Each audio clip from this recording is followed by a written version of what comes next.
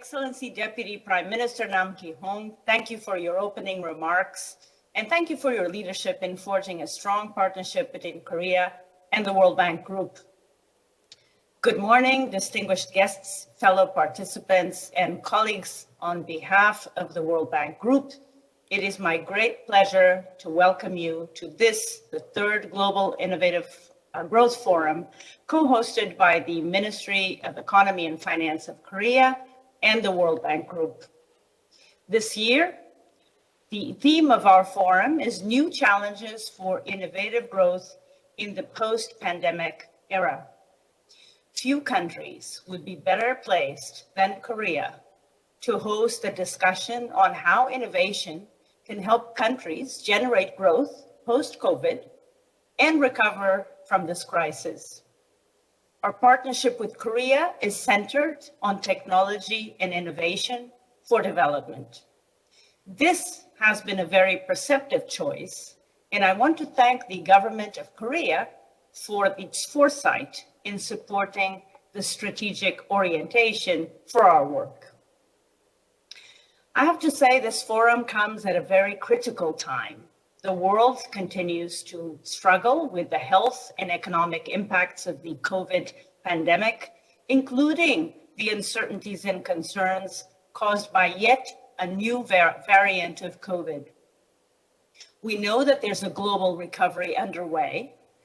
The economic impact of the crisis, however, has fallen disproportionately on the countries and the people that are less well off, and in fact, the people that are least prepared to support it. Today, over 76 million people have fallen back into absolute poverty because of this pandemic. This is a very troubling statistic, and I have to say the pandemic is not yet completely behind us.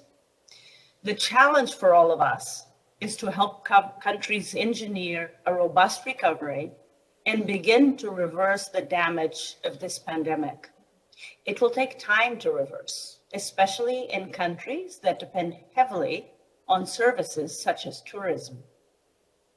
We also need to take the opportunity to make the recovery greener and more resilient. There's no point building assets and systems that contribute to environmental damage, to climate change, and to loss of biodiversity. This is the only way to both grow, but ensure sustainability of the growth. The World Bank Group has mounted the largest crisis response in our history to help developing countries strengthen their pandemic response. Since the start of the COVID-19 crisis until June of 2021, the World Bank Group has committed over 160 billion to fight the impacts of the pandemic. This includes about over $50 billion of IDA resources on grant and highly concessional terms for our poorest clients. Our support is tailored to health, economic and social shocks, all of which countries are facing right now, but we are doing so with a focus on the long term. It is not just about vaccination, it's about vaccination systems for the future. It's not just about social protection, but about social protection systems that can also be used in the future in cases of other shocks. And we are the largest provider of climate financing to developing countries in the form of greener electricity, greener transport, city infrastructure, and agricultural prices. We blend financing with the knowledge that we acquire.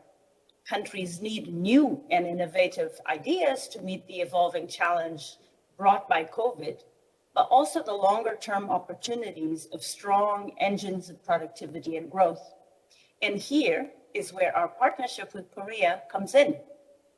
Korea offers an inspiring model to many developing countries in its economic transformation. Korea's growth trajectory has taken it from one of the poorest countries in the world to one of the richest in just a few decades. It has been one of the leading countries in promoting digital transformation to achieve green, resilient, and inclusive growth during the COVID-19 era. Korea has done it. an important element of Korea's innovative growth has been through harnessing the potential of the data economy. In health, for example, Korea's COVID-19 response was reinforced by the National Health Insurance Service, which utilizes an integrated national health data system to monitor patients' underlying health conditions, to provide customized health interventions, and manage the country's health insurance financing. It is therefore very fitting in this year's forum that we will focus on the data economy as a key driver of growth in this post-pandemic era. According to the World Bank's World Development Report of 2021, Data for Better Lives, data sharing can boost economic growth, interstate cohesion, and innovative value creation for sustainable development. Through digital technology adoption, governments and businesses can use data to increase efficiency, devise better policies, and deliver services to a larger share of the population. Now, this trend comes with important challenges of data security and data privacy. These are very important.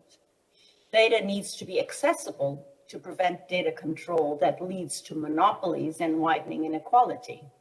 It also needs to be safe against cyber attacks.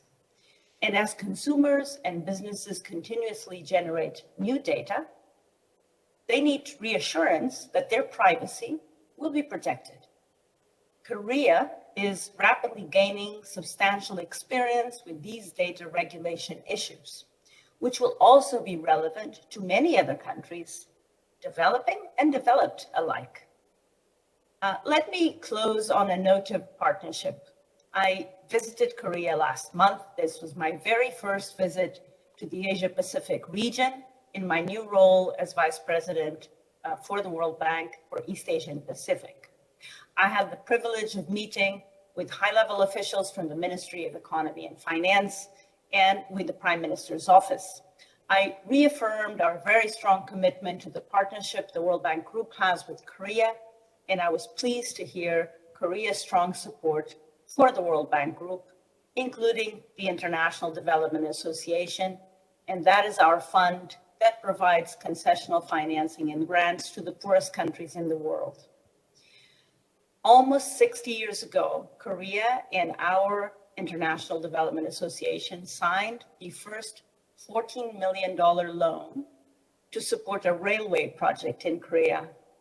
Our common objective back then was to support Korea's own development. In the following short decades, Korea's extraordinary transformation has made our partnership remarkably successful. And today, our task is to bring Korea's experience on innovation from the private sector, as well as public service delivery, to other countries, which the World Bank Group supports. Our shared goal is to support developing countries, particularly the poorest, to find new pathways towards inclusive and sustainable recovery and development. We look forward to repeating our successful partnership once again, working closely with our Korean partners through our office in Korea. I want to thank you very much. I want to wish you a fruitful and productive forum, and I want to say goodbye. 감사합니다. Thank you very much.